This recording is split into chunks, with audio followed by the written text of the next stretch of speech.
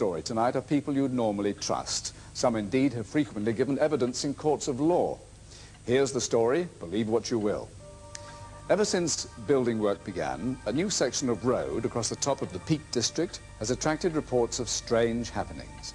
The first was from two security guards, and this is what they saw one night.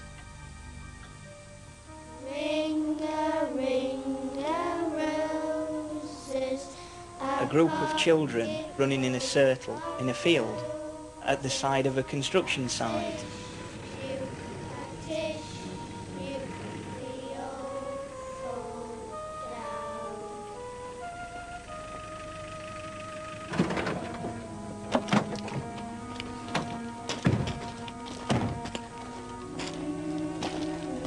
The time was round about midnight, and you just wouldn't see children playing there at that time of night when it was so far away from any houses. And the children disappeared. They were security men who'd been in the industry a long time. They knew the job. They had worked nights for a number of years, and not the type of people that you'd expect to be scared. The A616 used to pass straight through this old steel town, but then the road planners got to work on Stocksbridge. They built a sweeping new bypass. While it may have made the town quieter, some believe the bypass disturbed something which would have been best left alone. Certainly the two security guards who were watching over the equipment being used to build it would agree. They were still puzzling over the sight of the children, but that was just the beginning. The next incident was later on that night. Here, Stan, stop the car. Look, there's someone up there. Don't be daft. It can't be. Yes, there is. Look! You drive around, shine your lights on bridge. I'll wait down here. Right. They immediately started the vehicle up, shone the headlights towards the hooded figure, and the headlights actually shone through the figure.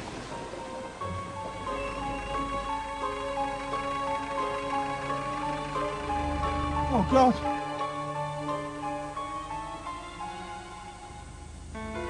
It's disappeared into thin air. Let's get out of here.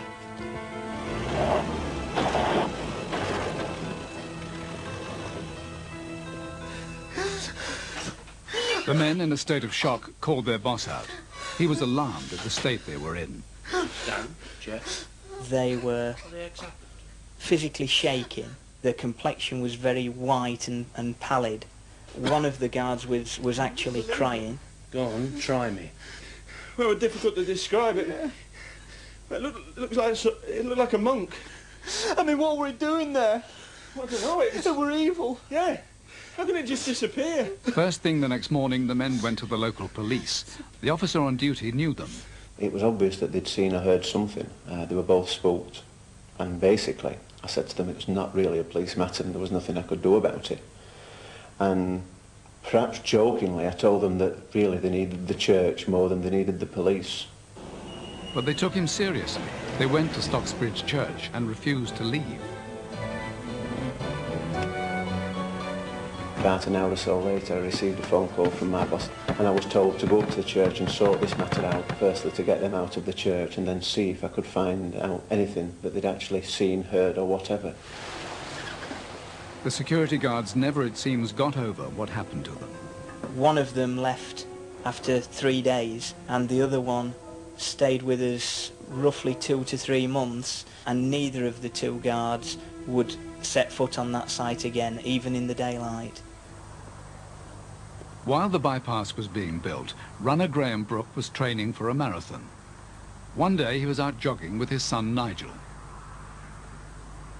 I saw a chap walking with his back to the traffic. He was walking in the middle of the road. I looked at it and you could see it had no features to it except for a nose and eye sockets. I could smell like this fusty, rotteny smell. Not a human type smell. And then I could see that he wasn't walking on the road, he was like walking in the road, and from below the knee down, you know, you couldn't see anything. And things are apparently seen, the descriptions vary, but the reputation of the bypass deepens. We were coming home from Julie's parents over the bridge that goes over the bypass. Hey, look. I could see out of the corner of my eye like a grey apparition. There was actually no facial expressions. It was hovering. Arms and legs were flaying all over the place. Strange. It looks almost like a man running. But he's not running on the ground. It would run up the embankment. It actually rose from the side into the road and it disappeared into the car. Oh my God! I can think of no other explanation for what we saw. In my mind, I think in both of our minds, what we saw had to have been a